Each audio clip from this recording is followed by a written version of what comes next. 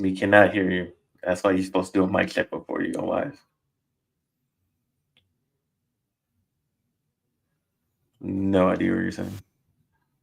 I'm back. There it is. Dang it. I thought I Always. did a mic check, man. You didn't do a mic check. I did, but you didn't say you heard me. Exactly. That's why you gotta fix it. If I can't hear you, that means Well, you your didn't say audio is you could not hear me. working. I said, let's do this Why would thing. I say I can't hear you if I can't hear you? Bro, I said, let's do this thing. And you looked at me like this. I didn't know what you were talking You about. I looked at looked me. at you in no way. You usually say, I can't hear you when I say, let's do this thing. Exactly. But you didn't say, I can't hear you. You didn't see me say, let's Because do I this can't thing. hear you. Oh my God, bro. Can you hear me now? Yeah, Hello? I All can right. now. What's good? What's happening, everybody? It's your boy Ferris Muthana. Welcome to another great edition of Good Friends, Better Rivals. I am your host, Ferris Muthana. I am with my main man, my arch rival, my worst half, the one, the only. It is Caleb Ochoa. Caleb, how are you? I'm great. It's football time, baby. Let's It's go. it's football time indeed. We actually had a real football. Well, Not semi were real they real football. football games? No, they I mean, it weren't. was But real for some of the players. It was yeah, real for some. they're real for some of the players. We preseason week 1 started yesterday. We had 2 games on. We had the game we care about, the New York Giants versus the Detroit Lions, and the other game, which was the Patriots against the Carolina Panthers. Yeah, so shout out to the Carolina Panthers and the Patriots, but we don't really care about that game right now. So if you're looking for Carolina Panthers Patriots talk, this is not the podcast to go to. We're going to be focusing on the Giants and the Lions. We're also going to be previewing the coming up Dallas Cowboys versus the Rams. So let's get right into it. Big keys coming into the Giants game. It's nowadays everyone knows the first preseason game, none of the starters play. It's become a trend. It was started by the Rams, by Sean McVay. He kind of only started the starters like probably week 4 of the preseason or week 3. That's when you see the starters. But games 1 and 2, you don't see them. We didn't see them at all this game. We saw Malik Neighbors for a little bit. He didn't really make an impact at all because they kind of focused on the run game, and run fits for the offensive line in this game. People have been having an argument talking about how he was open all game. People have been sharing a clip where he was open, where he wasn't open. He was bracketed. There was a cornerback below him and a safety above him. They kind of pinned him into a corner. Could that quarterback make that throw? Possibly, No, but guess what? not your quarterback. We don't have a quarterback who can make that throw. He was open for like a split second, but he was quickly covered by the bracketing. It was a basic bracket. Corner, safety, wide receiver in the middle. It happens. But the biggest key of the game was the offensive line. That's what we needed. These are depth games. How much is my backup better than your backups? That's what it is. Is my backup better than your backup? Our backups early on were better than Detroit's backups. Detroit didn't really do much. I wouldn't say in pass blocking they were not. Yeah, pass blocking, not really. Run They were blocking, run blocking, yeah, but absolutely. pass blocking they still look just as bad, honestly. That is true. That is true. That is true. So we still got some pass blocking stuff to work out. Biggest winner of the game, people are going to say the offensive line. Not really. Biggest winner of the game is Carmen Berselio, our new offensive line coach, who has kind of, massaged some of our problems. Has he fixed them? No. No. Coming out of the game, Drew Lock got injured. Drew Lock got hurt. He strained his oblique. He had some pain on his side. So we lost our back. The 2 people fighting for the backup spot, one of them's hurt. Quickly, could Drew Lock start for the New York Giants? Quickly evaporated where he threw an interception. But here's the thing. It was raining. It was a bad offensive line. He had a bad game. So I'm not going to fully rule him out. as possibly can start this year. I'm not going to rule out because guess what? Guess what happened Daniel last Jones is year? going to get hurt behind that line. Exactly. Also, too, guess what happened last year in week 1, Caleb? Daniel Jones had a horrible game. But I remember very well. yeah, I remember really. But guess what? It was a bad offensive line and it was raining. So if we're gonna give Daniel Jones the excuses of that, I'm gonna give Drew Lock the excuse of bad offensive line and it was raining. We'll see. We'll see. Eric Gray, big winner of the game. Him and Turbo Miller were the keys. But Eric Gray was the star of the game. Offensively. It was his game. This Eric Gray had never shown up in preseason. I don't know who this Eric Gray I saw last night was. It was a different Eric Gray. He stuck his foot in the ground and he ran. And shout out to him. Shout out to him. I'm trying to see something about Eric Gray. So this is his second year with the team. He didn't really do much last year because Saquon Barkley took the entire game. He was the main bell cow. So seeing Eric Gray take the game by the horns, four rushes, 52 yards, 2 touchdowns, 1 big rush on a play blocked amazingly. Everyone got a hat on a hat. There was a hole. He got in that hole. He, like what you do, you know what it is, Caleb. You know, when you get the hole, you evade the linebacker and truck the CB. He didn't truck the CB. He, he dipped the CB, right? He dipped one way, then cut back out, and boom, off to the races. So that was a key. But then mostly I tried to focus on the defense. Is the defense good? Were they trying to do anything? I didn't really get anything out of the game. Well, it's hard to tell when the offense is just playing you straight up. I mean, they're not really doing anything fancy. It's a lot of vanilla, basic plays out there. Yeah.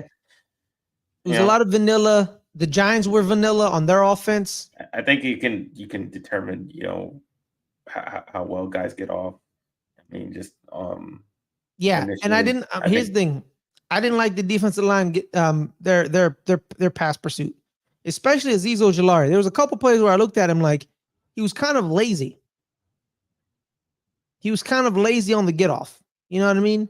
He was. I know he's chasing. I know the play was running away from him, but his chasing was very lazy and sluggish. He lost his job. He has to show this defensive coordinator, the new defensive coordinator, and Andre Patterson that, are you willing to be a rotational pass rushing piece? Because 1, you're always hurt. And 2, give me a reason not to bench you. And he's giving them reasons not to because he did not play well. There was a couple plays where I'm like, yeah, man, he needs to run faster. He needs to show more activeness off of the rush. But he didn't really do that. Darius Musau, the linebacker out of Hawaii, great run fits. Great run fits. Good the rush lanes. He attacked the A gap and the B gaps solidly. Tyler Nubin right away made his name known. It was a blitz, and he laid out a guard. Physicality. You know what I mean? Imprinting your stamp on the game. And that's what Tyler Nubin did. We didn't see much about him because they ended up taking him out the game because, it's preseason week 1.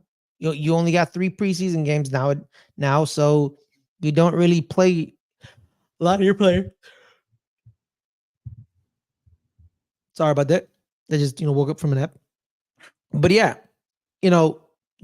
Trey Hawkins and Trey Herndon played well, but Trey Herndon ended up getting an interception that he then was caused the fumble. Yeah. So it would have been an amazing play for him, but it then quickly stopped being a great play for him.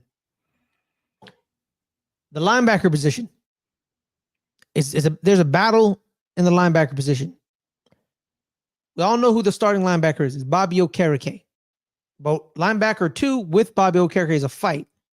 You got Micah McFadden, Dante Johnson, Isaiah Simmons, and Darian Beavers. I think it's a battle. People had high hopes for Darian Beavers because he was coming out of Cincinnati. He was the linebacker coming out of Cincinnati. He was a good prospect. He tore his ACL in preseason, right? We all know, Caleb, you know how long we tell you this, man? It takes you over a year and a half to come back from an ACL injury. So last year, he didn't look good. He was on our practice squad, so we kept him over the year, rehabilitation, and he looked faster. He looked quicker. He processed better, and he stopped a couple of plays. Shout out to you guys had 2 good 4th down stomps. Even in the preseason, Dan Campbell wants to go a 4th down. Why not? Who cares? Why not? Well, who cares? But he does. Why not? Does it all the time. That's just what he does. But yeah, so shout out to Jay. Stopping them. Said, is Drew Lock gonna be all right? We don't know. He's injured. Shout out to Leo. How you doing, Leo? Jay says, I was surprised that Hendon Hooker lowered that shoulder on somebody, but he'd end up with a concussion. So yeah. I don't remember which DB he laid out. I don't remember. I gotta rewatch the game, but he laid the dude out. Shout out to Shug. He says, how good of friends are you? How good of friends are? I don't know. That's the the LA public. That's the LA public education system, everybody. Yeah. But it is what it is. But also too, Caleb, the biggest key is defensive tackle depth. Defensive tackle depth, man. Like Matthew Adams, Elijah Chapman. Who's gonna be that guy with Dexter Lawrence and Raheem, Nunez Roches. That's the key here. Drew Phillips, good solid tackler from what I saw. I think the scheme at Kentucky did not alleviate to his skill because they played a lot of zone, and he played a lot of zone. They told him to back off 10 yards off of the wide receiver. And you didn't really see how good of a lot of people were like, what is he? What is he? We'll talk about that later, Jay. We're gonna talk about it. We'll talk about how senile that man is. You're 10 yards off of the wide receiver. You're giving up 5 yards. Like the player didn't fit the scheme, and a lot of people when they were evaluating him got frustrated. Like, is he good? Is the scheme bad? What's going on? What's going on here? I don't understand. But solid tackler. DBs that can tackle. I'm liking what I'm seeing. Because guess what? Teams are going to start making DBs tackle because they're all going to copy what Kyle Shanahan does, where he makes everyone tackle on your defense.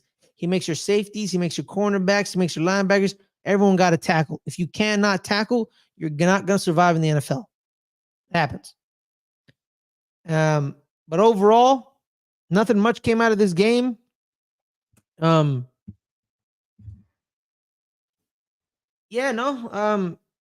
tight end spot is going to be key. We had Tyreek Jackson out there playing tight end most of the game. He dropped the ball, and he needs to make sure he because he's fighting for tight end 3. I think there's about 6 or 7 tight ends in camp. There's Daniel Bellinger, Theo Johnson, Jack Stoll, Tyree Jackson, and 2 other tight ends. So they're tight end 3 is up for grabs. If Tyree Jackson wants that spot, he needs to make sure to reel in the catches. You can't drop balls. You can't do that.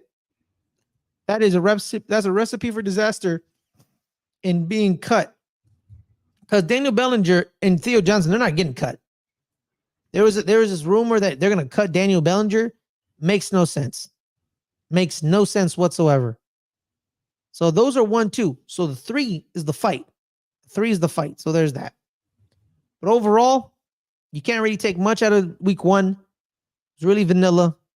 You just kind of Brian Daboll said he wanted the team to focus on physicality. He wanted to focus on physicality, and that's what they did. They focused on the physicality. And that's what they did, man. And they hit. Running backs were decisive. But yeah, pretty much everything. Yeah, no, nothing really much.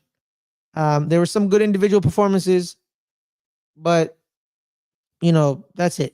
Like Larry said in his press conference, he said, we need to be a physical team, be mentally tough, and be physically strong. I think we got to train that way. You do that in training camp. The increased intensity. QBs are hard to find in this league. He said that. Dan Duggan responded to he believed that the Giants would only keep 2 QBs, so they have the first 2 years of this regime. My mind is changing based on Giants QB position and Daboll's apparent affinity for Tommy DeVito. They don't want to lose him, so they're probably going to keep him on the main roster. Communication, was it? Coaches did a great job, Brian Daboll said. He thought Shane Bowen was really good, just being first time with him, very composed, got the play out in quickly, good communicator with the signal colors. And he said the same thing about Gobi, Michael Gobarani. He's our Gobarilla. He's our special teams coordinator. They're very organized. That's pretty much all that's really got. Daboll kind of said he liked the harmony of the coaching staff. But overall, yeah, there it is. But that's what you got. What did you see, Caleb, from this game? I know it was a little vanilla, but did you get anything? Yeah, I mean, hopefully the Lions starters stay healthy because their backups suck. Mm-hmm. Yeah, that's it. That's all you got. I mean, it was a pretty boring game. I mean, besides the 2 run plays, I mean, there wasn't much offense. I mean, yeah, you guys got your defense together. Look a lot better than it had been looking. So yeah, I'm gonna say that's positive on the defense looked good, but everything else kind of looked bad on offense, passing wise. And then yeah, Lions just did nothing.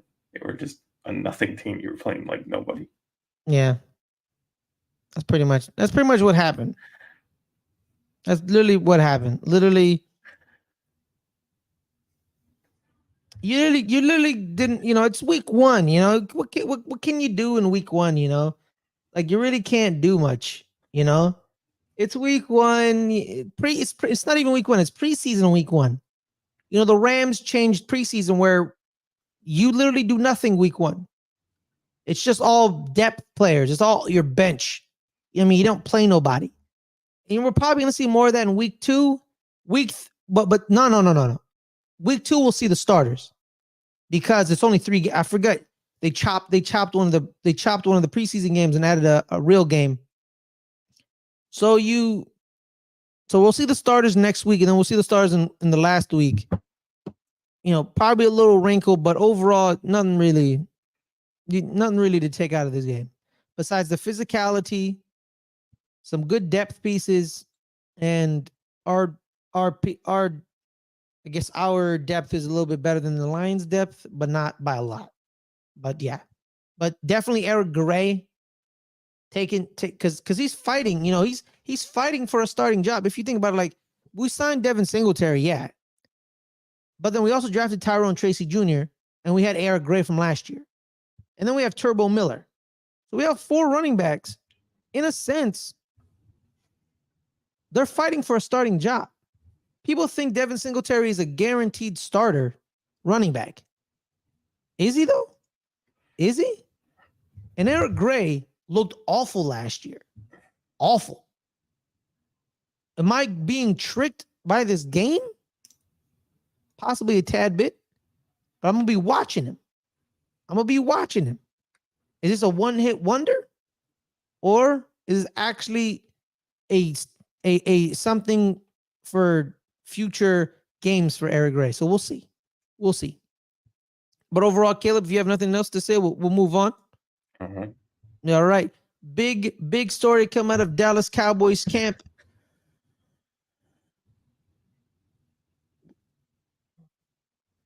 What the hell? Sorry, my bad. Something was going off in my ear. All right. Big story coming out of Dallas training camp. CeeDee Lamb responding LOL LOL. to a post about Jerry Jones.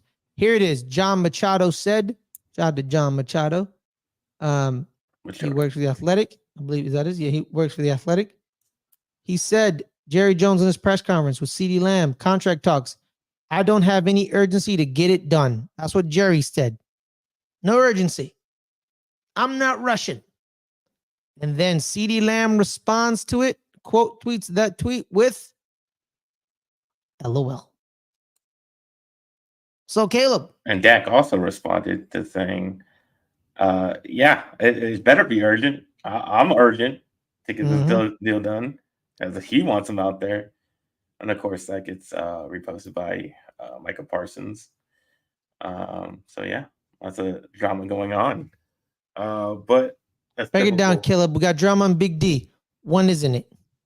Yeah, I mean that's typical Cowboys. During the off season, always making headlines for no reason, unnecessary attention. And for context, I mean Jerry did seem like he was kidding. If you go through the whole video, still stupid to say, but it's not the first time he said something stupid like that. Because if you go back to Ezekiel Elliott during his holdout, he said something stupid like that back then too. He said, "Zeke who?" In reference and saying like it wasn't a big deal that he wasn't there, when it was clearly a big deal because Zeke was off in Mexico doing whatever, not being in shape, and he comes in when we finally sign him, and you basically give him everything he wants. So what was the point of the holdout if you were going to give him everything he wants anyways? Doesn't make any sense. But it's more evidence of why they do bad deals. And then it looks like they're doing the same thing over again. It's the same do. It's repeating itself. Jerry says something stupid, and CeeDee Lamb's going to get whatever he wants. It's the same thing. I'm like, it doesn't. Why even drag it out like this? It makes no sense. But it's the same thing. It's just on repeat. It's what's been happening year after year after year.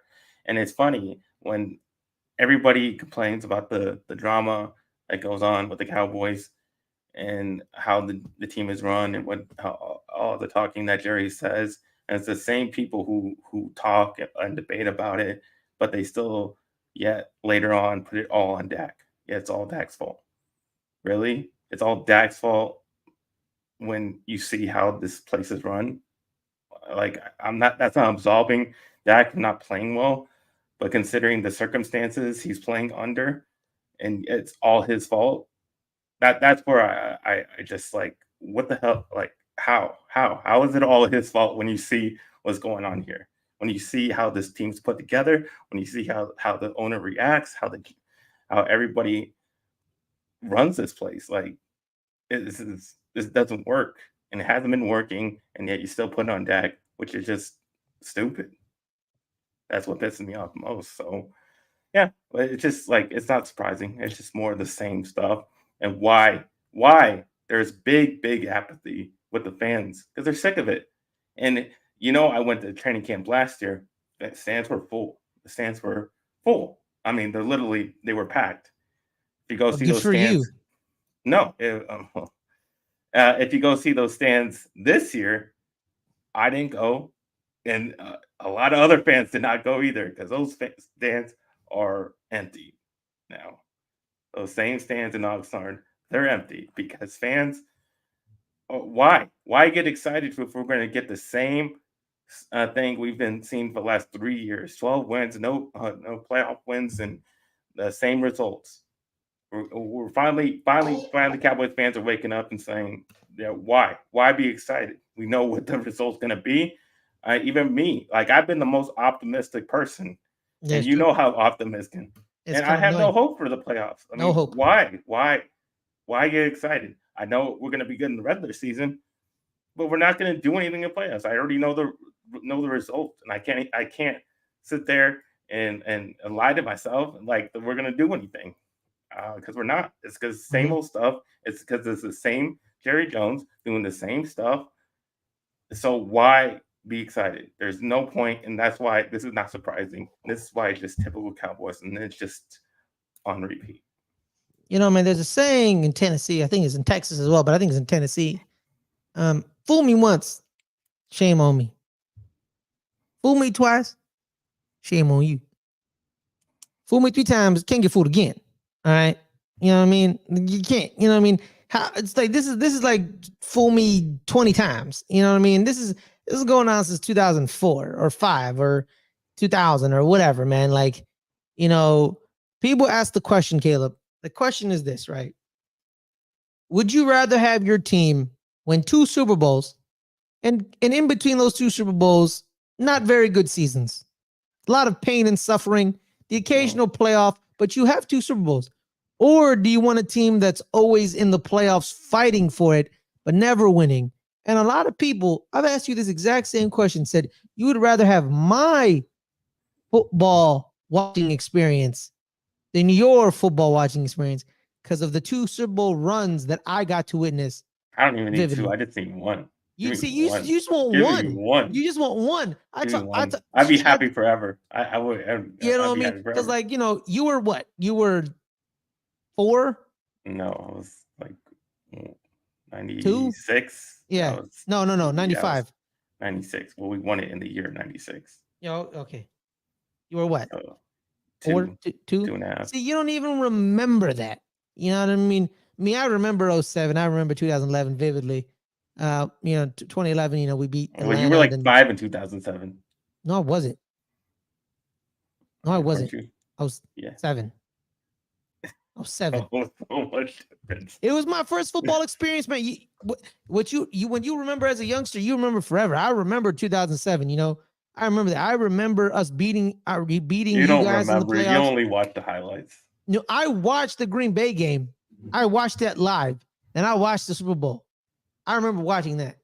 Then I remember 2011, man. We beat Atlanta, then we beat Green Bay, then we beat the Niners, and then we beat the Patriots again. That Green Bay game was awesome. We blew them out by halftime.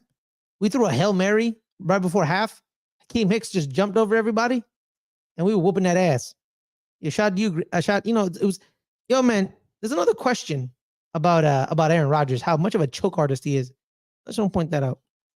You know, Yeah. shout But as shout. far You know, shout out to Jay. yeah. You know, fool me 1 time, shame on you. Fool me 2 times, can't keep the blame on you. Fool me 3 times, like flip the peace sign, load up the chopper, and let it rain on you. Pretty much, pretty much. Yeah, but But as you far know, as CD yeah, CD goes, yeah, obviously he removed America's team, as these yeah, players do. They just yeah, remove you know, stuff on yeah, social media. exactly. Um, but I don't think that means anything. I still think he's gonna sign here, but it's just gonna. I don't know how long it's gonna take. Mm-hmm. I thought it'd be done. I really thought it'd be done by now, but it's just what they do. They just drag out these things until they can drag it out no more, and they end up giving the player whatever they want anyway. So it's all just song and dance for no reason. It's Mm-hmm. Mm-hmm. pointless. Like I don't get why you want him working out like Zeke, working out on his own. Not being in shape. And I'm not saying CD Lamb wouldn't be in shape coming in.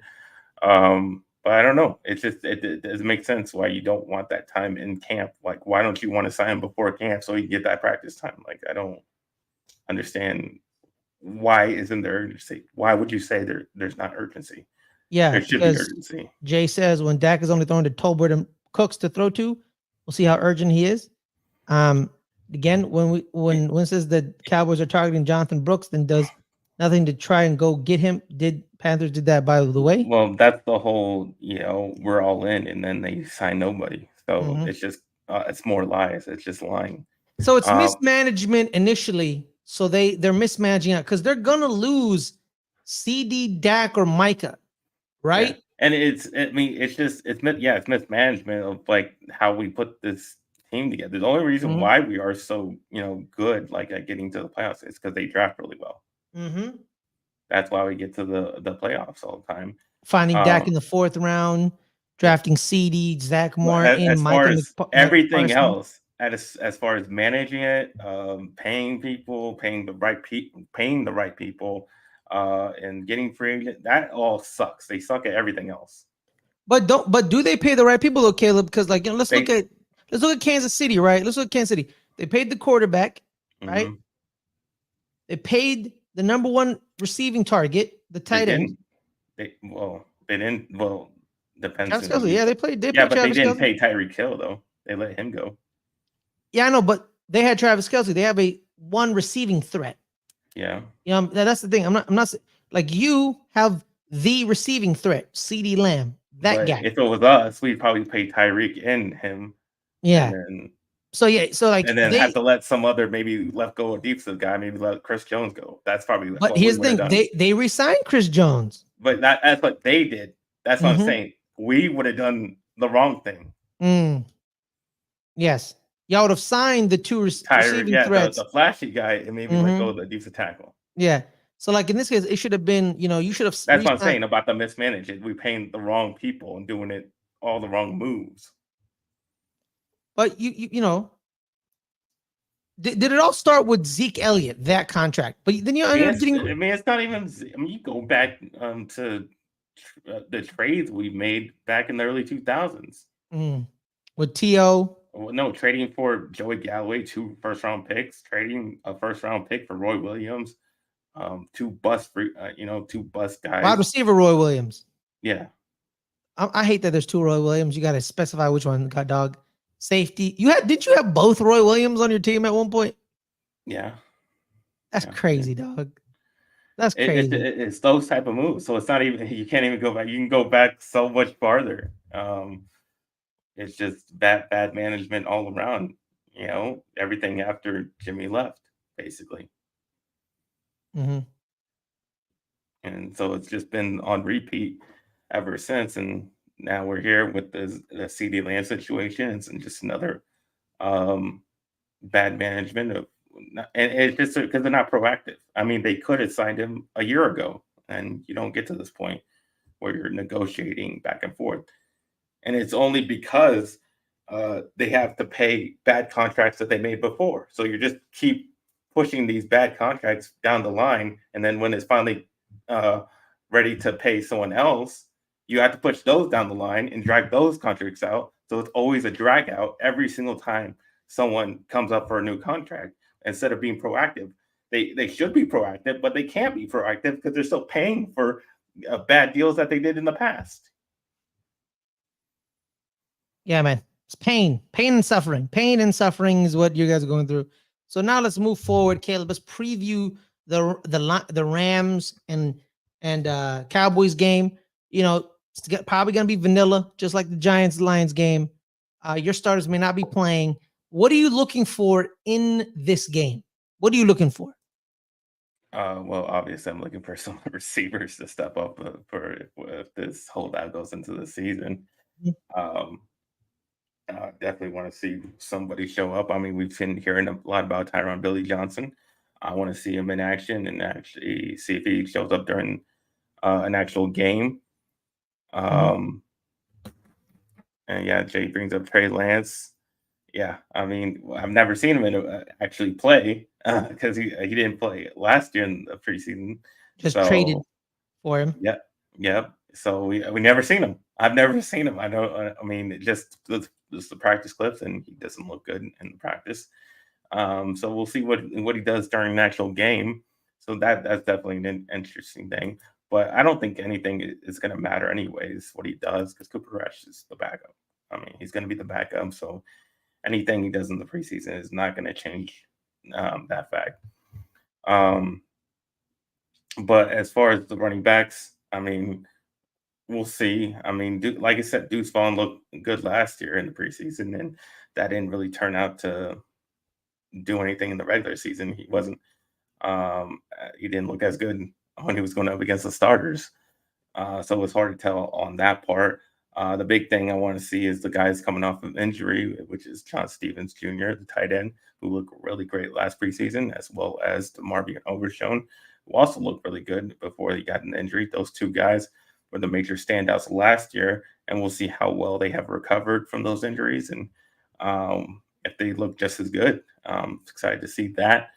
And then also I've been hearing a lot about Kalen Carson, the 5th-round rookie cornerback. He's been showing out big time during practices. I mean, he looks legit. Like he looks like we got like another, round 5 Deron Bland, hit on another corner like that. So definitely interested in seeing him in the games. And then who else? The defensive line, Mozzie Smith definitely needs to show up because we don't have a lot of depth there. That is one of the weakest spots on the defense. It's the reason why we lost games last year because we could not stop the run, majorly due to the interior defensive line. And he needs to step up because we spent a 1st-round pick on him and he didn't look good. And he needs to, step it up. And it's because he just his slow get off, and he needs to fix that, and that's why he kept getting blocked and all last year, and that's why there was big holes in the middle. But also with the fact that we didn't actually have legit linebackers, and we playing safeties at linebacker, so it was all just a mess in the interior, and that's why we lost big time against Green Bay. And as far as the offensive line, it's interesting that the Tyler Guyton and the guy like Kalen Carson. Caleb. Yeah. Go screw yourself, Jay. All right. My Steve Smith has a Super Bowl. Your Steve Smith got nothing. Continue. Yeah. So yeah, it's interesting that the guy that I thought was going to seamlessly come right in and transition well from college to pro was Cooper Beebe. And, I thought Tyler Guyton switching positions was going to be tough. Maybe he had a learning curve. Marshawn Nealon, maybe. We'll see. But he's been looking really good when he's had his opportunities. Which one? Guyton's look good. Okay. But I thought it was going to be Beebe that would look good. Beebe's actually the one that's struggling most out of all the rookies. Because you're playing center. He doesn't play center. I keep telling you this, Caleb. You can't keep moving offensive linemen to positions they've never played. He's a guard. He played guard at Kansas State. He was a great guard at Kansas State. You can't just tell him, like, now it's time to play center. Duke Manyweather says this all the time. Just because they played right guard don't mean they can play left guard. Not everyone is Zach Martin. Zach Martin played left guard at Notre Dame, and y'all put him at right guard. He actually played left tackle. But... No, he played guard. He played tackle. He played guard. He was tackle. He was Ronnie Stanley's running mate. He played guard. But he was definitely a tackle. He played guard. He played with Ronnie Stanley, who was their left tackle. He graduated, and guess who replaced him? Quentin Nelson. He played guard. Quentin Nelson was a guard. Exactly. He replaced Zach Martin, who was playing guard. I don't know. We'll have to look it up. Your ass didn't watch Notre Dame football. Shut up. Look it up. I remember him playing tackle, and then he was switching to guard. No, he played guard. Ronnie Stanley was his teammate. Why would he play tackle when Ronnie Stanley's their left tackle? You know what? Let's look this up. Okay, let's look it up. Zach Martin, tackle, Notre Dame. He played tackle, didn't he? Nah, bro. I remember him playing guard with him, bro. All it says he played offensive lineman. That's all it says. Oh, really? That's literally all it says. He played offensive lineman. Maybe he played ball. Oh shit, he played left tackle. Exactly. I told your ass. I remember distinctly that he was moving from tackle to guard when he came into the league. Wait, so did he replace Ronnie Stanley at left tackle? Probably. Oh, I know what happened. I know what happened, bro. I know what happened. So he played guard. Ronnie Stanley graduates, then he plays left tackle, and then he goes back to guard. That's what happened. Because I remember it was Stanley Martin on the left side. Everyone kept talking about how Notre Dame had 2 first-round offensive linemen on their left side. That's what happened. Because I remember him playing guard at Notre Dame. He played guard. I remember that. See, right here. Here it is, right here. Sophomore offensive tackle Zach Martin will become a major contributor in the second full season. He will be fighting for one of the vacant tackle spots. I knew it. He played guard. I know he played guard. But he played tackle. Okay, now I'm confused. Why are you confused? He played tackle. He did play tackle. Yeah. So we were both right. I think. It doesn't matter. Let's continue. Okay. But yeah, Cooper, maybe. My point stands. You're not Zach Martin. You're not one of the best guards in NFL history. Okay. You can't just move. And especially you can't move from guard to center. Center is very complicated. Yeah, I mean, he's having problems with the snap as well. It's always the snap. He's having problems with the snap. Always the snap. I mean, if he gets him, I'm interested to see if they play him at guard just in the preseason, just to see his pure blocking ability. Because I think if he just sits there at guard, I think he can look really good. But yeah, just has if he needs more time with the snap, and also Brock Hoffman has been looking great at center, and that might keep him off the starting lineup because Brock Hoffman's really been showing up. Because he's not going to let him come in and take his spot. So yeah, I mean, and the chances that Brock Hoffman got last year, he looked pretty decent for a rookie that was like undrafted.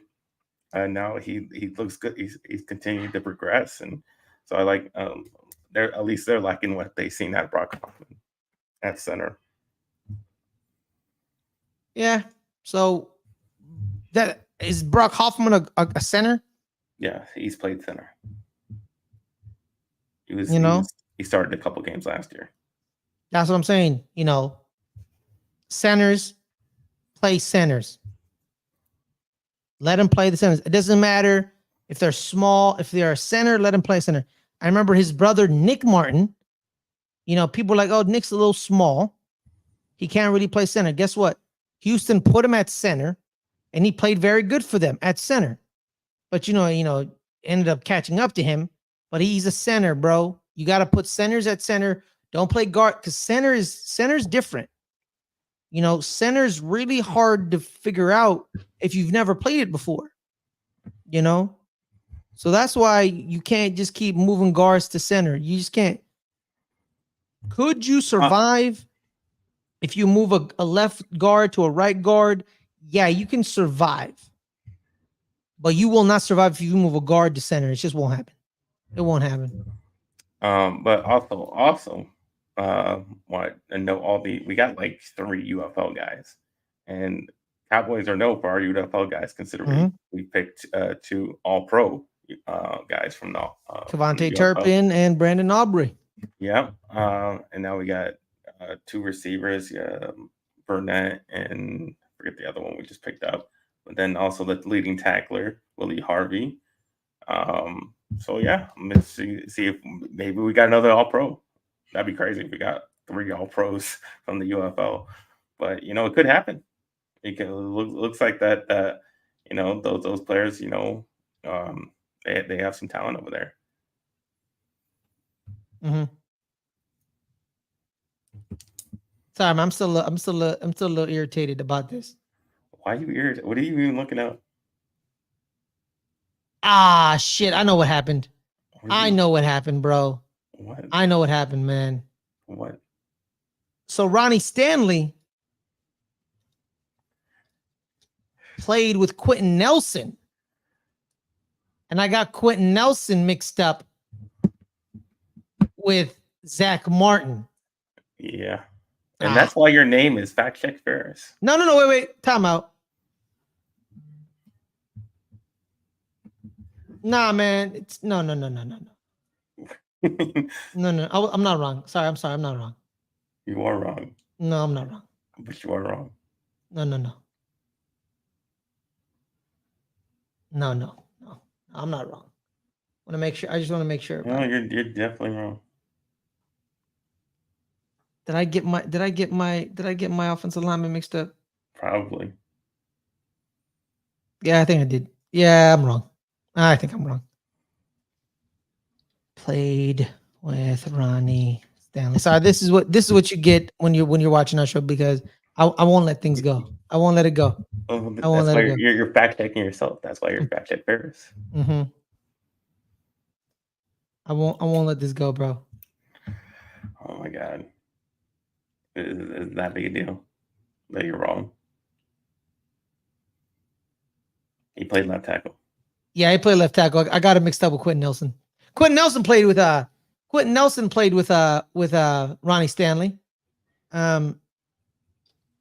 It was also with Mike McGlinchey. So it was McGlinchey, Stanley, and Nelson. McGlinchey played right tackle. Yeah. Notre Dame from 2015 to 2012, 2015. Wait, Zach Martin played with what's his face? What's his face? What is his face?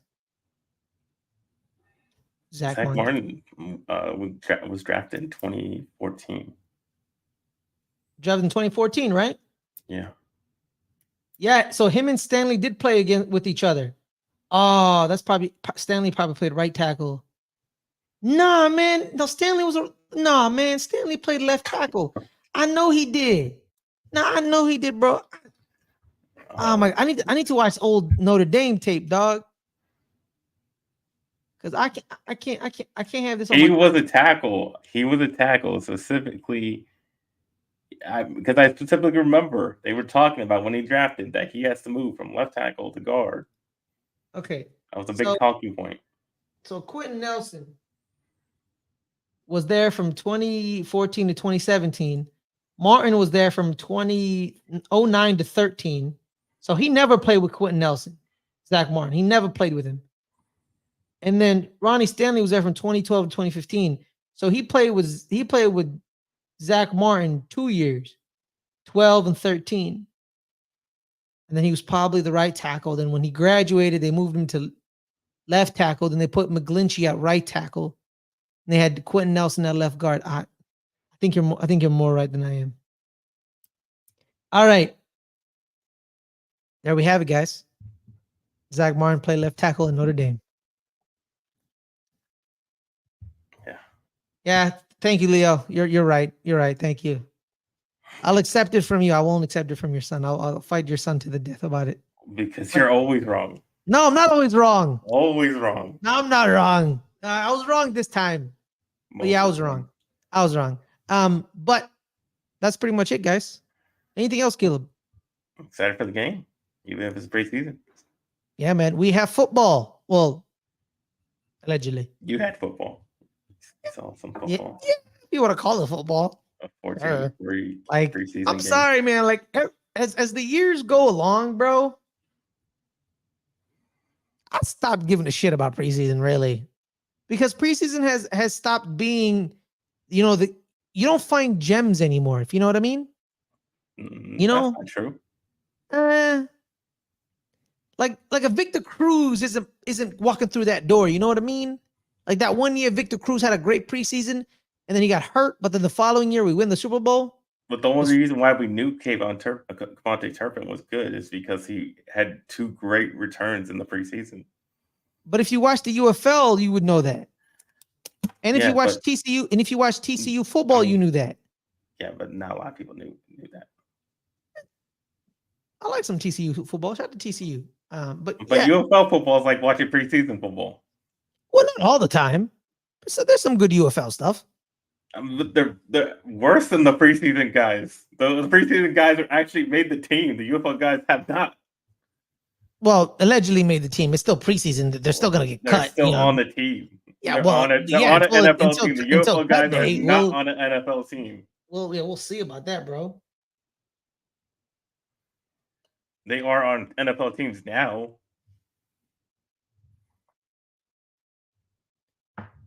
We'll see about that. We'll see.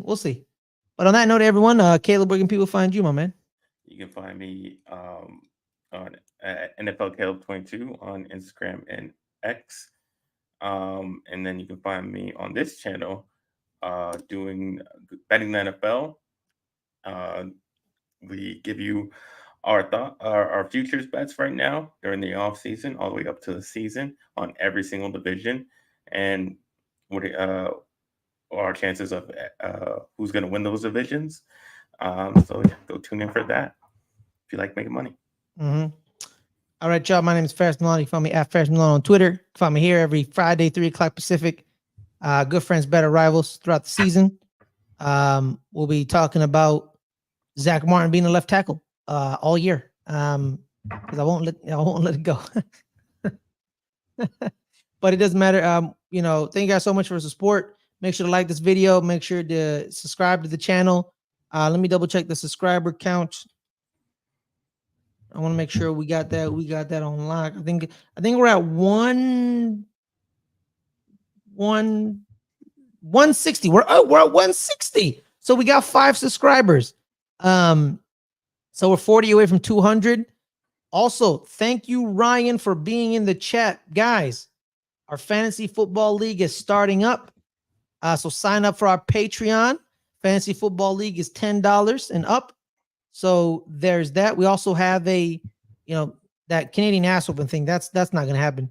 We also have a Pick'ems league. That's $5 on our Patreon. Just go on Patreon. Go patreon.com/LGR_network. That's where you can join the various tiers of our support system. Shout out to the audio feed. Look us up on Spotify and Apple Podcast, LGR Network, the highlights. Make sure to listen to the channel, 5-star review. And thank you so much for your support. We appreciate it. 40 away from 200 on our sports channel. Make sure to share the link. Your mother, your brother, your lover, your sister, your grandpappy, your grandmammy. It doesn't matter. Just share. So thank you guys so much for the support. But on that note, everyone, have a wonderful day. Stay safe, stay calm, and we'll see y'all next week where we talk more Giants and Cowboys preseason. Peace, everybody.